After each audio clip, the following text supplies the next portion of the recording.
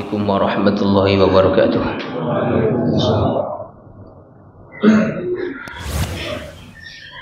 Innal hamdalillah nahmaduhu wa nasta'inuhu wa nastaghfiruh wa na'udzu billahi min sururi anfusina wa min sayyiati a'malina.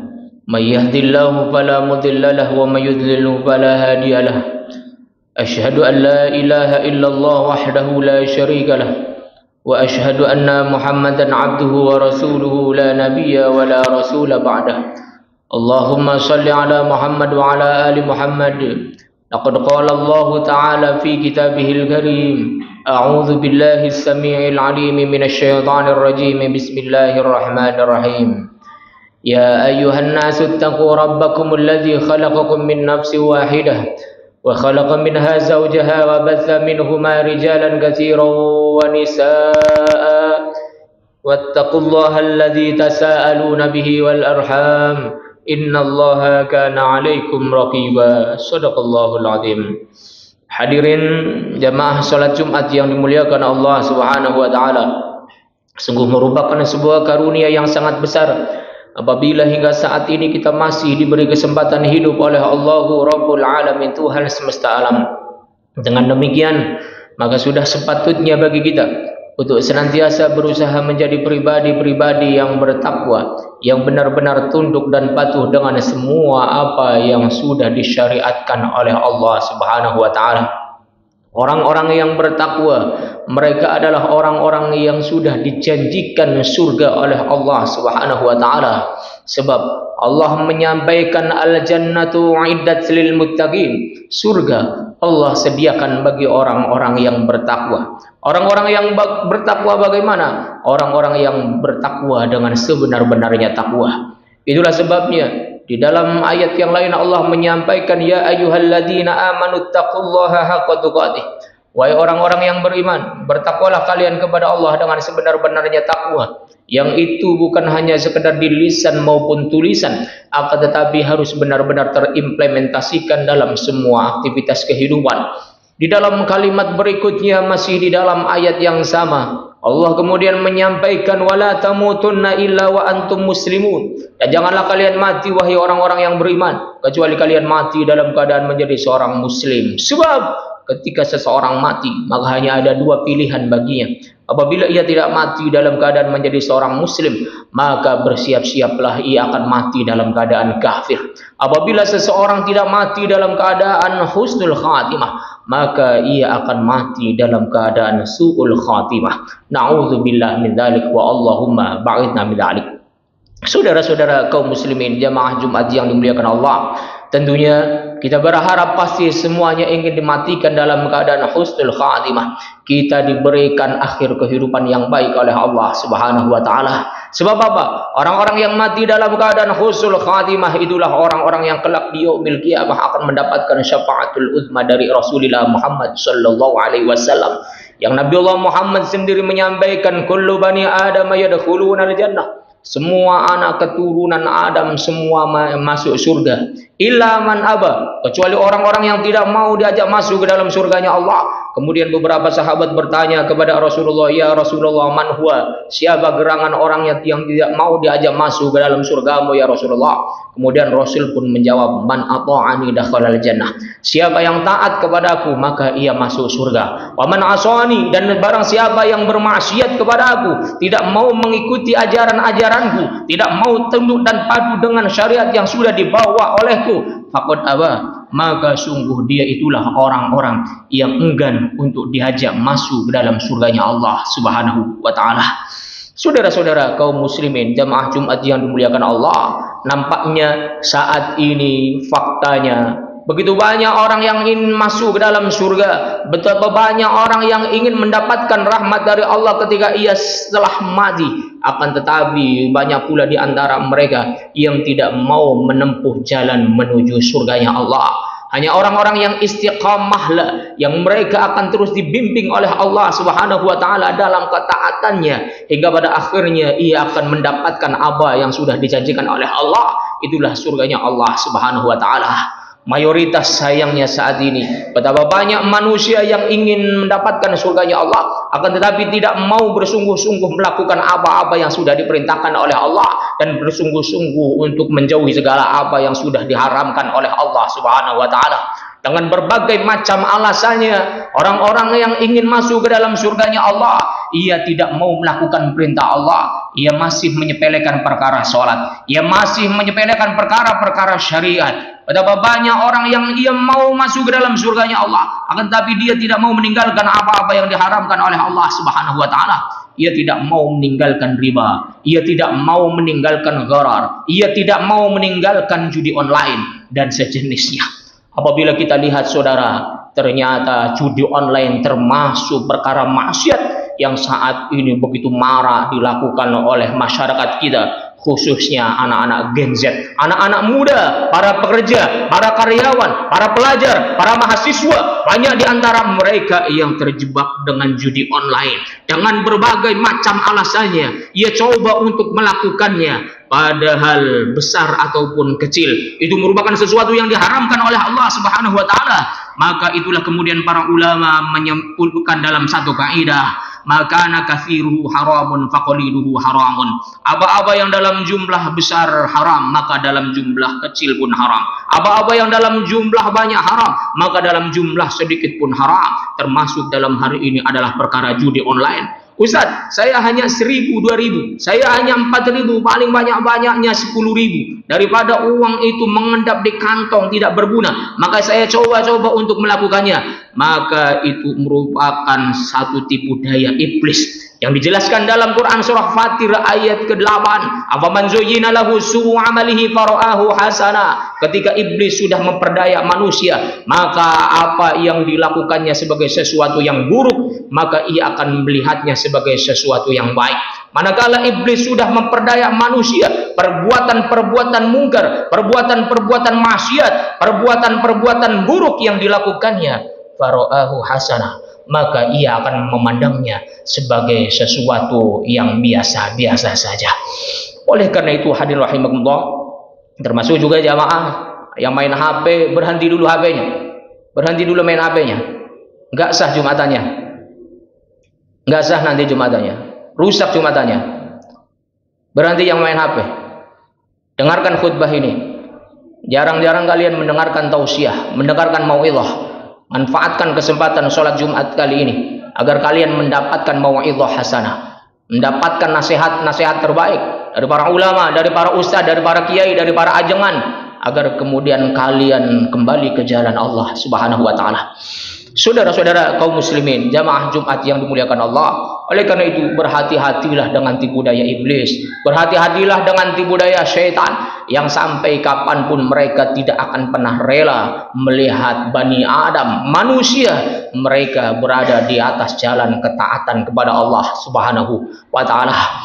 Momentum saat ini kita sudah memasuki momentum Dzulhijjah, bulan di mana di dalamnya Allah syariatkan ibadah haji bagi orang-orang yang mampu untuk melakukannya. Apabila kita lihat kitab-kitab tafsir, termasuk lebih spesifik lagi kitab-kitab fikih, maka kewajiban ibadah haji merupakan kewajiban muqayyadah. Karena apabila kita lihat dalam ulumul Quran, kewajiban di dalam Al-Quran ada dua. Ada kewajiban mutlak, ada kewajiban muqayyad. Kewajiban mutlak seperti halnya sholat 5 waktu. Maka mutlak, siapapun orangnya yang sudah akil balik, yang sehat akalnya, maka wajib baginya untuk melaksanakan sholat 5 waktu dalam sehari semalam. Termasuk kewajiban mutlak adalah perkara puasa di bulan Ramadan. Maka wajib siapapun orangnya yang sudah akil balik, yang dalam keadaan sehat walafiah raganya, ia wajib untuk melakukannya. Itulah kewajiban mutlak. Sementara kewajiban ibadah haji merupakan kewajiban yang dibatasi. Sama seperti halnya kewajiban zakat yang itu pun dibatasi. Itulah disebutkan oleh para ulama. Ibadah haji, ibadah zakat termasuk perkara wajib yang dibatasi. Itulah yang disebut dengan kewajiban muqayyadah. Saat ini ada sebagian di antara saudara-saudara kita yang mungkin sudah masuk pada 1 Zulhijjah, yang mungkin sebagian mayoritas kita masuk 1 Zulhijjah mulai besok hari Sabtu. Yang inti daripada semuanya itu, Hari Raya Haji merupakan satu momentum besar yang memberikan pelajaran kepada kita atas apa yang dulu pernah dilakukan oleh Nabiullah Ibrahim alaihissalam. Nabiullah Ibrahim itulah yang dahulu pertama kali Allah syariatkan ibadah haji. Itulah sebabnya kemudian para nabi, para rasul yang merupakan garis keturunan daripada Nabiullah Ibrahim alaihissalatu wassalam disyariatkan pula atas mereka untuk melaksanakan ibadah haji sepanjang tahunnya. Dijelaskan di dalam Quran surah An-Nahl ayat 123. Tsumma auhayna ilaika an ittabi' millata Ibrahim hanifan wa ma kana minal musyrikin. Kemudian kami wahyukan kepadamu hai Muhammad, hendaknya kalian mengikuti millah Ibrahim, mengikuti apa-apa yang sudah diajarkan kepada Nabiullah Ibrahim alaihissalatu wassalam. Apa-apa yang sudah diajarkan oleh Nabiullah Ibrahim, di antaranya adalah syariat ibadah haji setiap tahunnya. Maka hadirin jamaah yang dimuliakan Allah, syariat ibadah haji merupakan satu momentum besar di mana manusia di situ harus berhadapan-hadapan dengan iblis laknatullah alaih. Di dalam syariat ibadah haji ada satu rangkaian yang tidak boleh ditinggalkan begitu saja oleh para jamaah haji. Apa itu? Yakni lontar jumrah di dalamnya. Lontar jumrah itu merupakan satu momen di mana dahulu Nabiullah Ibrahim alaihissalatu wassalam hendak melakukan perintah Allah berupa mengorbankan anak tercintanya yang bernama Ismail. Dalam proses perjalanan itu tidak henti-hentinya iblis menggoda Nabiullah Ibrahim alaihissalatu wassalam agar jangan sampai kemudian ia melaksanakan perintah Allah itu. Lalu apa yang dilakukan oleh Nabiullah Ibrahim alaihissalatu wassalam? Maka pada saat itu pula kemudian Nabiullah Ibrahim mengambil batu-batu yang ada di sekitarnya dan dilemparkanlah semuanya itu kepada iblis-iblis yang menggodanya. Hingga pada akhirnya apa yang terjadi? Nabiullah Ibrahim menunjukkan ketaatan totalitas kepada Allah Subhanahu wa taala dengan mengorbankan anak tercintanya. Saudara-saudara kaum muslimin, jamaah Jumat yang dimuliakan Allah, pelajaran apa yang dapat kita ambil dari peristiwa haji yang dahulu pernah terjadi pada diri Nabiullah Ibrahim alaihissalatu wassalam? Pelajaran bagaimana kita seharusnya memperlakukan iblis, memperlakukan syaitan, memperlakukan mereka para musuh-musuh Allah Subhanahu wa ta'ala. Jangan sampai kemudian Allah sudah berulang kali menyampaikan inna syaitana lakum aduwwum mubin. Sesungguhnya syaitan musuhmu yang nyata. Akan tetapi pada faktanya banyak di antara kita yang justru bersekutu dengan mereka. Ada yang memberikan sesajen kepada mereka, ada yang justru berkomplot dengan mereka. Maka demi Allah, orang-orang yang semacam ini berarti tidak mempedulikan apa yang sudah diingatkan oleh Allah kepadanya. Allah sudah mengingatkan berulang kali bahwa syaitan adalah musuh manusia. Akan tetapi justru banyak manusia yang berkomplot dengan mereka, bersekutu dengan mereka. Maka jelaslah inilah yang menjadi penyebab betapa banyak saat ini orang-orang yang salah dalam memilih teman dan salah dalam memilih lawan. Orang-orang yang seharusnya dijadikan sebagai teman justru banyak dimusuhi. Orang-orang yang seharusnya dijadikan sebagai lawan justru saat ini banyak yang dirangkuli. Banyak di antara manusia yang pada akhirnya salah kaprah dalam al-wala wal bara. Dia membenci orang-orang yang tidak sepantasnya untuk dibenci. Dia mencinta orang-orang yang tidak sepantasnya untuk dicinta. Sebagaimana apa yang dulu disampaikan oleh Allah Subhanahu wa taala atas apa yang terjadi pada Nabi Allah Muhammad sallallahu alaihi wasallam. Inna a'tainakal kautsar. Sesungguhnya kami telah memberimu nikmat yang begitu banyak hai Muhammad. Fasholli li rabbika wanhar. Maka salatlah karena Allah dan berkorbanlah karena Allah. Inna syani'aka huwal abtar. Sesungguhnya orang-orang yang membencimu mereka adalah orang-orang yang terputus dari rahmat Allah Subhanahu wa taala. Siapa orang-orang yang membenci Rasulullah? Abu Lahab. Siapa orang-orang yang membenci Rasulullah? Abu Jahal. Siapa orang-orang yang membenci Rasulullah? Abdullah bin Ubay bin Salul. Siapa orang-orang yang membenci Rasulullah? Mereka adalah orang-orang kafir yang dahulu hidup sezaman dengan Nabiullah Muhammad sallallahu alaihi wasallam, akan tetapi ia kesehariannya senantiasa menghalang-halangi dakwah yang dilakukan oleh Nabiullah Muhammad sallallahu alaihi wasallam. Ustaz, apakah sampai saat ini ayat itu berlaku? Jelas. Para mufassirin khususnya para mufassir kontemporer menyampaikan inna syani'aka huwal abdal. Sesungguhnya orang-orang yang membenci Nabiullah Muhammad ay membenci pula para pewarisnya.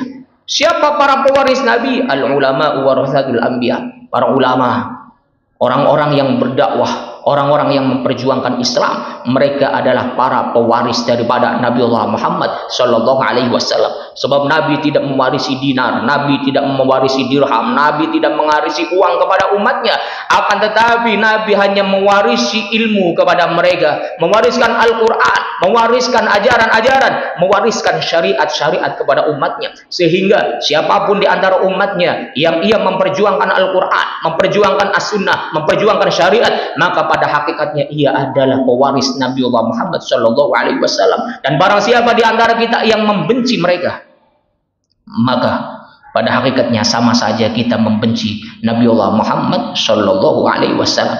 Maka ayuhal muslimun al mu'minuna rahimakumullah, hati-hati jangan sampai kita benci kepada para aktivis Islam. Kita memandang aktivis Islam sebagai orang radikal, kita memandang aktivis Islam sebagai garis keras, kita memandang aktivis Islam sebagai orang-orang ekstremis. Demi Allah, ini pandangan-pandangan yang picik yang dahulu pernah terjadi pula pada diri Abu Lahab, Abu Jahal, Abdullah bin Ubay bin Salul dan orang-orang kafir lainnya di zaman Nabiullah Muhammad sallallahu alaihi wasallam. Maka janganlah kalian membenci para aktivis Islam. Ketika kalian melihat aktivis Islam, mereka sedang melakukan aksi, khususnya saat ini aksi Palestina di mana-mana. Mereka meneriakkan tegakkan Islam, tegakkan kepemimpinan Islam, tegakkan syariah, tegakkan khilafah. Maka janganlah kita kemudian benci kepada mereka. Oh Ustaz, kenapa harus meneriakkan khilafah? Bukankah itu merupakan ajaran HTI? Bukankah itu merupakan ajaran Hizbut Tahrir? Bukan.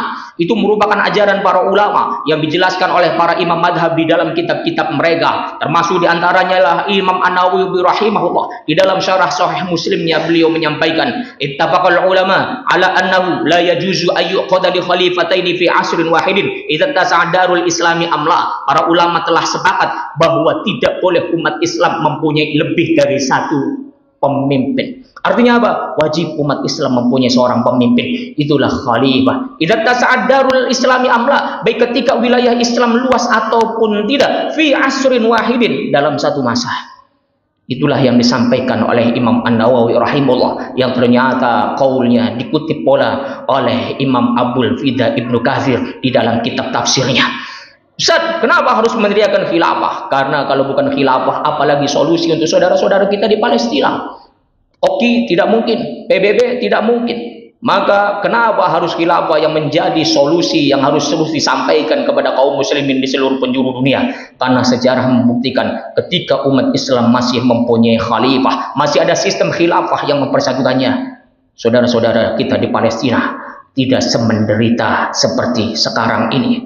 Mereka bersatu padu dalam satu ikatan yang sama, ukhuwah Islamiyah, sehingga kekuatan jihad pun luar biasa hebatnya. Orang-orang kafir tidak ada yang berani macam-macam terhadap kaum muslimin. Maka inilah yang kemudian dijadikan sebagai landasan kaidah yang dibuat oleh Syekh Sulaiman Ad-Dumaji, menyampaikan bahwa jihad itu merupakan wajib hukumnya, dan jihad tidak akan pernah terlaksana tanpa adanya ukhuwah Islamiyah yang kokoh di tengah-tengah umat Islam. Dan ukhuwah Islamiyah yang wajib itu tidak akan terlaksana secara sempurna tanpa adanya khilafah. Maka khilafah itu wajib hukumnya. Maka muncullah kaidah ma la yatimul wajib illa bihi fahuwa wajib.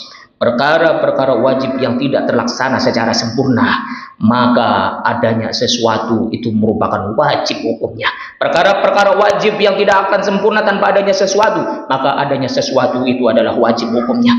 Saudara-saudara kaum muslimin, jemaah Jumat yang dimuliakan Allah, itulah yang seharusnya kita pahami. Sehingga apabila sampai saat ini kita berpikir, ya Allah ya Rabb, kasihan sekali saudara-saudara kita di Palestina, sampai saat ini seperti sudah tidak ada lagi solusi atas mereka, maka ketahuilah solusi hakiki atas mereka adalah manakala khilafah Islamiyah benar-benar tegak kembali di tengah-tengah umat Rasulullah Muhammad sallallahu alaihi wasallam.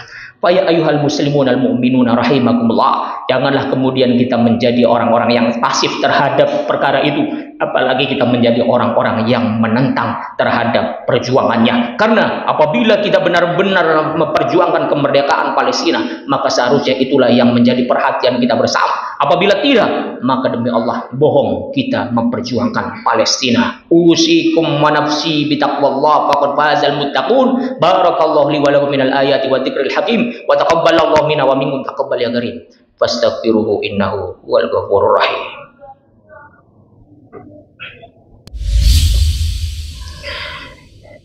Innal hamdalillah nahmaduhu wa nasta'inuhu wa nastaghfiruh wa na'udzu billahi min shururi anfusina wa min sayyiati a'malina may yahdihillahu fala mudilla lahu wa may yudlil fala hadiya lahu asyhadu an la ilaha illallah wahdahu la syarika lahu wa asyhadu anna muhammadan abduhu wa rasuluhu la nabiyya ba'dahu ya ayyuhal muslimun al mu'minuna rahimakumullah ittaqullaha haqqa tuqatih wa la tamutunna illa wa antum muslimun wa sallu ayyuhal muslimun ala nabiyina al-kiram Muhammad sallallahu alaihi wasallam innallaha wa malaikatahu yusholluna ala nabi ya ayyuhalladzina amanu shollu alaihi wa sallimu taslima Allahumma shalli ala Muhammad wa ala ali Muhammad kama shallaita ala Ibrahim wa ala ali Ibrahim wa barik ala Muhammad wa ala ali Muhammad kama barakta ala Ibrahim wa ala ali Ibrahim fil alamin innaka Hamidum Majid Allahumma ighfir lil muslimina wal muslimat والمؤمنين والمؤمنات الأحياء منهم والأموات كافة عامة من مشارق الأرض إلى مغاربها في برها وبحرها من يمينها إلى شمالها ونخص خاصة على جميع المسلمين والمسلمات في فلسطين اللهم انصرهم اللهم سلمهم اللهم احفظهم اللهم ارحمهم برحمتك يا أرحم الراحمين اللهم حرر المسجد الأقصى من اليهود الغاصبين اللهم حرر المسجد الأقصى من اليهود الظالمين اللهم حرر المسجد الأقصى من اليهود يا رب العالمين اللهم عليك باليهود اللهم عليك باليهود اللهم عليك باليهود فإن لا حول ولا قوة إلا بالله العلي العظيم حسبنا الله ونعم الوكيل نعم المولى ونعم النصير لا حول ولا قوة إلا بالله العلي العظيم اللهم انصرنا وانصرهم اللهم اعبدنا واعبد اللهم سلمنا وسلمهم اللهم ارحمنا وارحمهم برحمتك يا أرحم الراحمين اللهم نور قلوبنا بنور هدايتك كما نورت الأرض بنور شمسك أبدا أبدا اللهم أرنا الحق حقا وارزقنا اتباعه وأرنا الباطل باطلا وارزقنا اجتنابه ربنا لا تزغ قلوبنا بعد إذ هديتنا وهب لنا من لدنك رحمة إنك أنت الوهاب اللهم اغفر لنا ذنوبنا ولوالدينا وارحمهما كما ربيانا صغارا ربنا آتنا في الدنيا حسنة وفي الآخرة حسنة وقنا عذاب النار وصلى الله على سيدنا محمد وعلى آله وصحبه وبارك وسلم دعواهم فيها سبحانك اللهم وتحيتهم فيها سلام وآخر دعواهم عن الحمد لله رب العالمين Ibadallah innallaha ya'murukum bil 'adli wal ihsan wa ita'i dzil qurba wa yanha 'anil fahsya'i wal munkari wal baghi ya'idzukum la'allakum tadhakkarun fadhkurullahal 'azim yadhkurukum wa la dzikrullahi akbar aqimissalah